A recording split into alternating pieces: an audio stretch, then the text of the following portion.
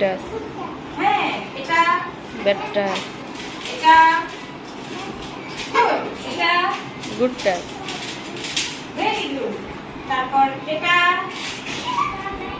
হ্যাঁ, এটা এটা গুড টাচ। এটা হ্যাঁ, তাহলে আমরা গুড টাচ এবং ব্যাড টাচ শিখলাম। দেখলা তো আমাদের শরীরের এখান থেকে এখান পর্যন্ত আমাদের নিজে কাউকে টাচ করতে দিব না, ঠিক আছে? টাচ করলে সে খারাপ, বাবা মাকে